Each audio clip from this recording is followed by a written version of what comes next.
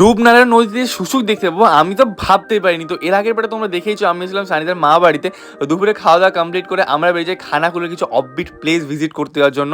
আর এই হচ্ছে গিয়ে রূপনারায়ণ নদী, যেখানে আর কি ডিভিসির জল বাড়লে বর্ষাকালে বন্যা হয়ে যায় খানাকুলেতে।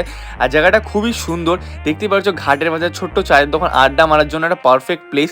তো এখান থেকে আমরা বেরিয়ে যাই স্কুটি করে একটা অন্য জায়গা দেখতে যাওয়ার জন্য, যেখানে বাঁশের পুল করে দেওয়া আছে। আর নদী পারাপারের জন্য একমাত্র জারিয়া হচ্ছে এই পুলটাই। হ্যাঁ, জায়গাটা খুবই সুন্দর সুন্দর হাওয়া দিচ্ছিল। আর এটা হচ্ছে কি হুগলি, মেদিনীপুর আর এদিকে হাওড়ার বর্ডার। ব্যাপারটা আমারও জানা ছিল না, লোকাল লোকদের জিজ্ঞেস করে জানা। আর এইটাই একমাত্র মাধ্যম নদী পারাপার হওয়ার। আর এখানে একটা ইউনিক জিনিস দেখতে পেয়েছি, সেটা হচ্ছে কি শুশুক। হ্যাঁ, আমি তো জীবনে প্রথমবার দেখলাম, তোমরা কে কে আগে দেখেছো কমেন্ট করে বলো। দেখতে অনেক কটা পেয়েছে, বাট ক্যাপচার মাত্র একটাই হয়েছে, তা হচ্ছিল সেই ভাঙা নৌকার এখানেতে।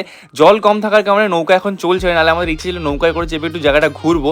তারপরে দাদুটার সঙ্গে দেখা যায়, দাদু এখানে মাছ ধরছিল, বলছে শুধুমাত্র বাটা মাছই পাওয়া যায়। তো যাই হোক, এটাই ছিল কি সেকেন্ড পার্ট। বাকি পার্ট তোমার সঙ্গে পরে আসবে, যখন মতো এখানে টাটা।